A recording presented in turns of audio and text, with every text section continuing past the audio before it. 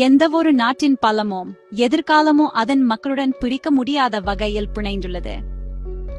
நிலையான அல்லது வளர்ந்து வரும் மக்கள் தொகை பொருளாதாரத்தை வளர்க்குது, ராணுவத்துக்கு பலம் சேர்க்குது, மேலும் புதிய கண்டுபிடிப்புகளுக்கு உந்து சக்தியாக அமைகிறது.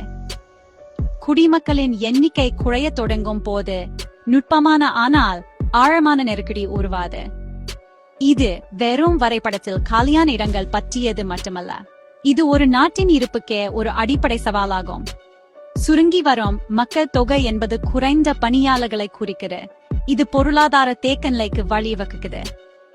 இது வயதான குடிமக்களின் விகிதத்தை அதிகரிக்குது, அவர்களுக்கு பராமரிப்பு தேவைப்படுது. இது குறைந்து வரும் இளம் வரி செலுத்துவோர் மீது பெரும் சுமையை ஏற்படுத்துகிறது. இந்த மக்கள் தொகை ஏற்றத்தாழ்வு சமூக பாதுகாப்பு அமைப்புகள், சுகாதார உள்கட்டமைப்பு மற்றும் ஒரு சமூகத்தின் ஒட்டுமொத்த வளர்ச்சிக்கு அச்சுறுத்தலாக உள்ளது. இது ஒரு மெதுவான பிரச்சனையை உருவாக்குறது. இது கவனிக்கப்படாமல் வெறப்பட்டா ஒரு நாட்டை உள்ளிருந்தே முடக்கிவிடும். ரஷ்யா தற்போது இந்த மக்கள் தொகை படுகொலியை உற்று நோக்குது. நாடு கடுமையான மக்கள் தொகை சரிவரை எதிர்த்துள்ளது. இது பல தசாப்தங்களாயிருந்து வரும் ஒரு பிரச்சனை, ஆனா இப்போது ஒரு முக்கியமான கட்டத்தை எட்டியுள்ளது.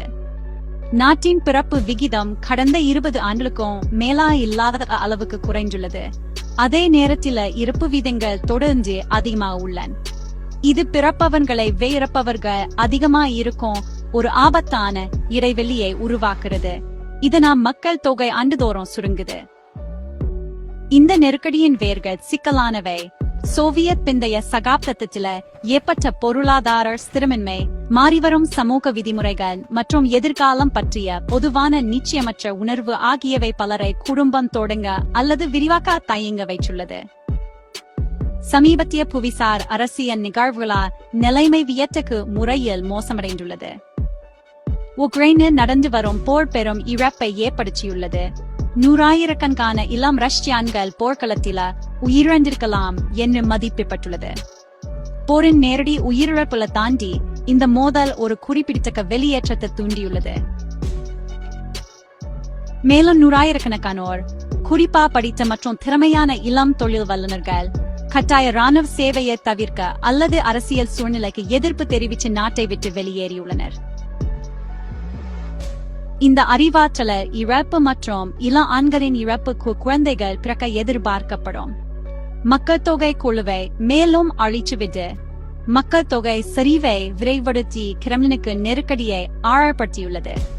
இந்த கடுமையான யதார்த்தத்தை எதிர்கொண்டு ரஷ்ய அரசாங்கம் மக்கள் தொகை சிக்கலை ஒரு முக்கிய தேசிய முன்னுமையா அறிவித்துள்ளது. ஜனாதிபதி விளாடிமிர் புடின் பெரிய குடும்பங்களை வளர்ப்பது ஒரு புதிய சமூக விதிமுறையா மாற வேண்டும் என்று பகிரங்கமாக அறிவித்துள்ளார். குடிமக்கள் 3 அல்லது அதுக்கு மேற்பட்ட குழந்தைகளை பெற வேண்டும் என்று வலியுறுத்தியுள்ளார். இது வெறும் பேச்சு மட்டுமல்ல, இது ஒரு மூலோபாய கட்டாயமாகும். சுருங்கி வரும் ரஷ்யா உலக அரங்கில பலவீனமான ரஷ்யா ஆகும். இது நாட்டின் பொருளாதார லட்சியங்களையும் அதன் ராணுவ சக்தியை வெளிப்படுத்தும் திறனையும் குறைமதிப்புக்கு உட்படுத்துகிறது. இந்த போக்கை மாற்றுவது தேசிய பாதுகாப்பு மற்றும் நீண்ட கால உயிர் வாழ்வதற்கு அவசியம் என அரசாங்கம் கருதுது. இது அதன் குடிமக்களை இனப்பெருக்கம் செய்ய ஊக்குவிக்க பெருகிய முறையில் கடுமையான மற்றும் வழக்கத்திற்கு மாறான கொள்கைகளை ஆராய வழிவகுக்குது.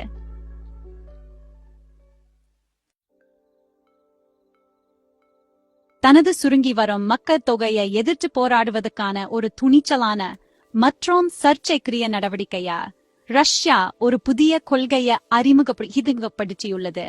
இது மிகிலம் தாய்மார்களுக்கு, பள்ளி மாணவிகள் உட்பட நேரடியாக நிதி உதவி வழங்குது. 2025ஆம் ஆண்டு முதல் பல ரஷ்ய பகுதிகள் பள்ளி வயதிய சிறுமிகளுக்கு 1,00,000 ரூபாய், அதாவது சுமார் 1,08,900 ரூபாய் ஒரு முறை பணமாக வழங்குகின்றன. இந்த முயற்சி முதலில் 2025ஆம் ஆண்டு மாதம் வயது வந்த பெண்களுக்காக சோதிக்கப்பட்டது. பின்னர் இளம் பருவத்தினரையும் உள்ளடக்கியதாக விரிவாக்கப்பட்டது. 5 ஆண்டுகளில் 8,000 மக்கள் தொகையை இழந்த ஒரியோல பகுதி இந்த திட்டத்தை அறிவித்த முதல் பகுதிகளில் ஒன்றாகும். இந்த கொள்கை பின்னர் நாடு முழுவதும் 40க்கும் மேற்பட்ட பகுதிகளால் ஏற்றுக்கொள்ளப்பட்டுள்ளது. இது பிறப்பு விகிதங்களை எந்த வகையிலும் அதிகரிக்க ஒரு பரவலான அரசு அங்கீகாரம் பெற்ற முயற்சியை குறிக்குது. இந்த கொள்கையை செயல்படுத்துவது குறிப்பிட்ட மற்றும் சில சமயங்களில் சிக்கலான நிபந்தனைகளுடன் வருகிறது. நிதி ஊக்கம் குழந்தை பிறந்தவுடன் வழங்கப்படுவதில்லை. ஆனா பெரும்பாலும் இளம்பெண் ஒரு குறிப்பிட்ட காலத்திற்கு கர்ப்பத்தை சுமந்து சென்றால் மட்டுமே வழங்கப்படும்.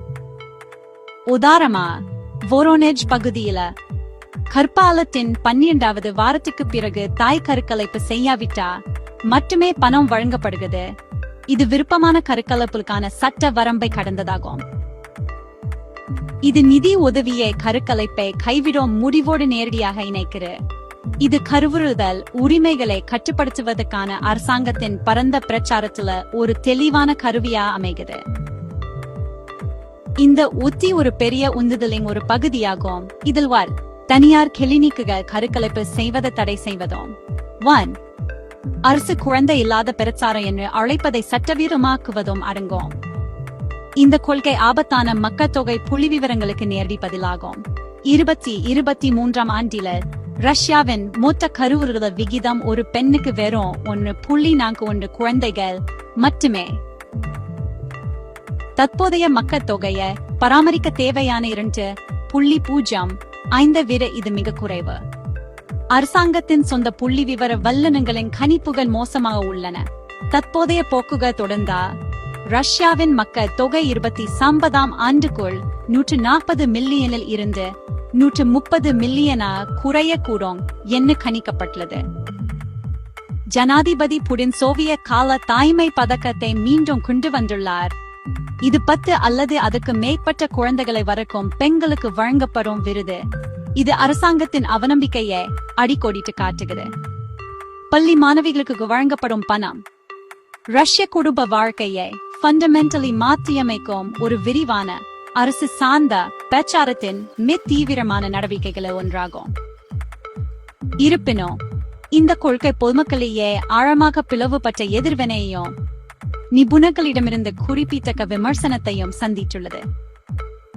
ஒரு தேசிய கருத்து கணிப்பு ரஷ்ய பொதுமக்கள் கிட்டத்தட்ட சமமாக பின்னுள்ளனர் என்பதை வெளிப்படுத்தியது. 1. 43% பேர் இந்த நடவடிக்கையை ஆதரித்தனர். 40% பேர் எதிர்த்தனர். மக்கள் தொகை வல்லுநர்கள் மற்றும் சமூகவியலாளர்கள் பெரும்பாலும் சந்தேகம் கொண்டுள்ளனர். ஒரு முறை பணம் செலுத்துவது பெரும்பாலான குடும்பங்களுக்கு ஒரு தீர்க்கமான காரணியா இருக்க வாய்ப்பில்லை என்று வாதிடுகின்றனர். வீடு, கல்வி மற்றும் சுகாதாரம் போன ஒரு குழந்தையை வளர்ப்பதற்கான நீண்ட கால நிதி சுமைகளை சமாளிக்க அத்தகைய சிறிய தொகை எதுவும் செய்யாது என்று அவர்கள் சுட்டிக்காட்டுகின்றனர். இந்த கொள்கை நடைமுறை என்பது விட குறியீடானது என்று பல நிபுணர்கள் நம்புகின்றனர். இது ஒரு வித்தியாசத்தை ஏற்படுத்தக்கூடிய நிலையான விரிவான குடும்ப ஆதரவுக்கு உறுதியளிக்காமல் தனது முன்னுரிமைகளை அரசாங்கம் சமீட்சை செய்வதற்கான ஒரு வழியாகும். ரஷ்யாவின் மக்கள்தொகை போராட்டம் ஒரு தனிப்பட்ட நிகழ்வு அல்ல. இது வறண்டு வரும் உலகளாவிய போக்கின் ஒரு பகுதியாகும். பல வளர்ந்த மற்றும் சில வளரும் நாடுகள் சூடு பிறப்பு விகிதங்கள் குறைந்து வருதல் மற்றும் வயதான மக்கள் தொகை என்ன அதே சவாலை எதிர்கொள்கின்றன. ஐரோப்பாவிய நாடுகள் குடிமக்களை அதிக குழந்தைகளை பெற ஊக்குவிக்க பல்வேறு விகித ஆதரவு கொள்கைகளை பயன்படுகின்றன. பிரதம மந்திரி விக்டர் ஆர்பன் தலைமையிலான ஹங்கேரி மிகவும் ஆக்ரோஷமான அமைப்புகளை ஒன்றை செயல்படுத்தியுள்ளது. இது 4 அல்லது அதுக்கு மேற்பட்ட குழந்தைகளை பெறும் பெண்களுக்கு வாழ்நாள் முழுவதும் கணிசமான வரி விலக்குகளை வழங்குகிறது. அத்துடன் குடும்ப வீடுகள் மற்றும் கார்களுக்கான மானிய கடன்களையும் வழங்குகிறது. அரசாங்கம் இந்த கொள்கையை தேசியவாத ரீதியாக வடிவமைத்துள்ளது. இது அதன் தொழிலாளர் பற்றாக்குறையை தீர்ப்பதற்கு குடியேற்றத்துக்கு ஒரு மாற்றாக முன்வைக்கிறது. போலந்தும் அதன் குறைந்த பிறப்பு வீதத்தை சமாளிக்க குறிப்பிட்ட நடவடிக்கைகளை எடுத்துள்ளது. அரசாங்கம் ஒரு முதன்மை திட்டத்தை அறிமுகப்படுத்தியது. இது குடும்பங்களுக்கு 2வது மற்றும் அடுத்தடுத்த குழந்தைகளுக்கு மாதந்தோறும் பணப்பலனை வழங்குகிறது. இது ஒரு குறிப்பிடத்தக்க நிதி மானியமாகும்.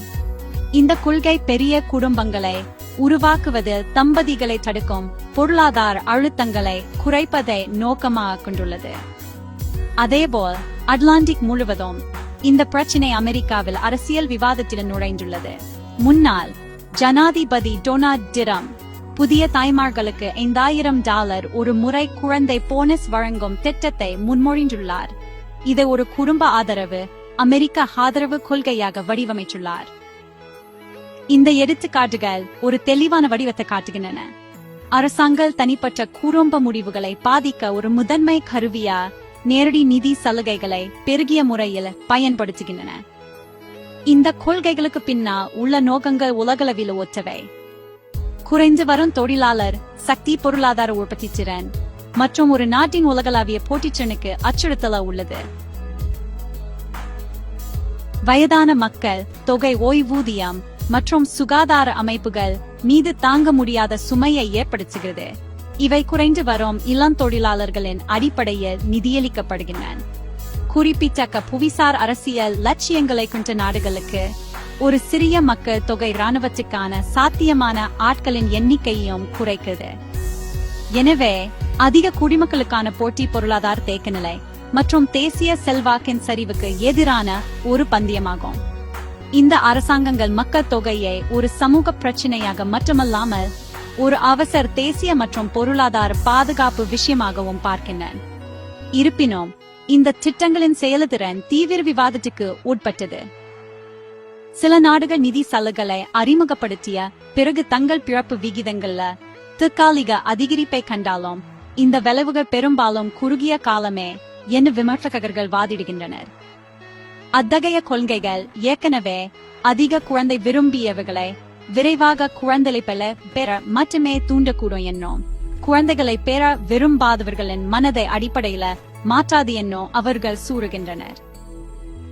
குறைந்த பிறப்பு வீதங்களுக்கு காரணமான முக்கிய பிரச்சினைகள் வாழ்க்கை செலவு, மலிவு விலைய, குழந்தை பராமரிப்பு இல்லாமை, பெண்கள் மீதான தொழில் அழுத்தம் மற்றும் பொது பொருளாதார நிச்சயமற்ற தன்மை.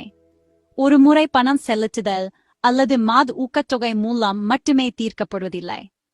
ஒரு உண்மையான நிலையான தீர்வு சமூகத்தின் ஆழமான முழுமையான மாற்றத்தை கோருகிறது. அது உண்மையாவே குடும்பத்துக்கு உகந்ததாக இருக்க வேண்டும். குழந்தைகளை பெறுவதற்காக பள்ளி சிறுமிகளுக்கு பணம் செலுத்தும் ரஷ்யாவின் கொள்கை பெரும் விமர்சனங்களையும் தீவிரமான நெறிமுறை கேள்விகளையும் எழுப்பியுள்ளது. எதிர்ப்பாளர்கள் இது ஏஜ் கற்பத்தை ஊக்குவிக்கிறது என வாதிடுகின்றனர். இது தாய் மற்றும் குழந்தை இருவருக்கும் குறிப்பிடத்தக்க சுகாதார அபாயங்கள் மற்றும் இளம் தாயின் கல்விக்கு இடையூறு விளைவித்தல் மற்றும் அவரது எதிர்கால பொருளாதார வாய்ப்புகளை கட்டுப்படுத்துதல் போன்ற சமூக சவால்களுடன் தொடர்புடைய ஒரு நிகழ்வு. இந்த கொள்கையை தனிப்பட்ட பெண்களின் நலனை விட அரசு மக்கள் தொகை இலக்குகளுக்கு முன்னுரிமை அளிக்கும் ஒரு அவநம்பிக்கையான் மற்றும் பொறுப்பற்ற நடவடிக்கையா விமர்சகர்கள் பார்க்கிறார்கள். சிறார்களையே குழந்தை பிறப்பை ஊக்குவிப்பதற்கு பதிலா அரசு அனைத்து குடிமக்களும் இளம் வயதினரும் உட்பட குடும்பங்களை தொடங்க போதுமான பாதுகாப்பு உணரும் வகையில நிலையான பொருளாதார மற்றும் சமூக நிலைமைகளை உருவாக்குவதில் கவனம் செலுத்த வேண்டும் என அவர்கள் வாதிடுகின்றனர். இந்த திட்டம் எதிர்கொள்ளும் சவால்கள் மிக அதிகம். நெறிமுறை கவலைகளை தாண்டி அதன் நடைமுறை தாக்கம் மிகவும் கேள்விக்குறியானது. மக்கள் தொகை வல்லுநர்கள் நிலையான மக்கள் தொகை வளர்ச்சிக்கு நீண்ட கால விரிவான குடும்ப ஆதரவு தேவை என்று வாதிடுகின்றனர். ஒரு முறை பணம் செலுத்துவது மட்டும் போதாது.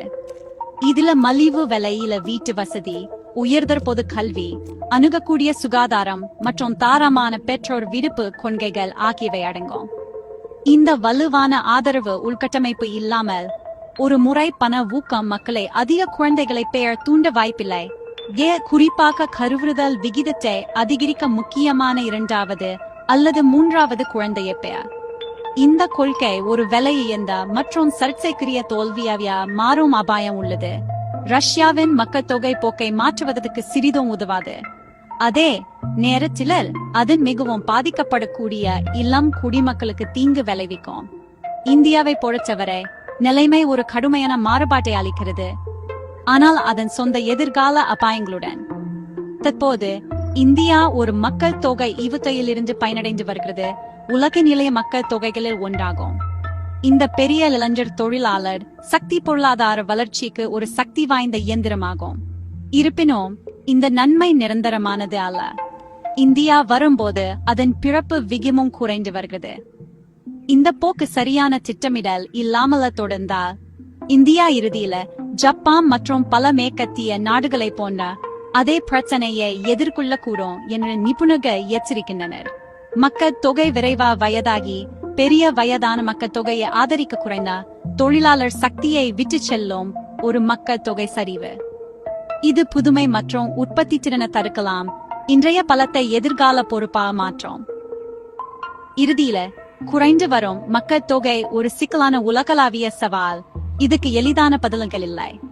ரஷ்யாவின் சர்ச்சைக்குரிய கொள்கை இந்த அச்சுறுத்தலை எதிர்கொள்ளும் போது அரசாங்கங்கள் உணரும் அவநம்பிக்கையை எடுத்து காட்டுகிறது. நிதி சலுகைகள் ஒரு மேலோட்டமான குறுகிய கால தீர்வை வழங்கினாலும் அவை குழந்தைகளை பெறுவது பற்றிய மக்களின் முடிவுகளை வடிவமைக்கும் ஆழமான சமூக மற்றும் பொருளாதார காரணிகளை சமாளிக்க தவறுகின்றன. உண்மையான தீர்வு குடிமக்களை இனப்பெருக்கத்துக்கு கட்டாயப்படுத்துவது அல்லது லஞ்சம் கொடுப்பதில் இல்லை, ஆனா மக்கள் நம்பிக்கையுடனும் பாதுகாப்பாகவும் புதிய உயிர்களை உலகுக்கு கொண்டு வர போதுமான ஆதரவுடனும் உணரும் சமூகங்களை உருவாக்குவதில்தான் உள்ளது. இது ரஷ்யா மட்டுமல்ல, 21ஆம் நூற்றாண்டில உலகெங்கிலும் உள்ள நாடுகளும் எதிர்கொள்ளும் ஆழமான சவாலாகும்.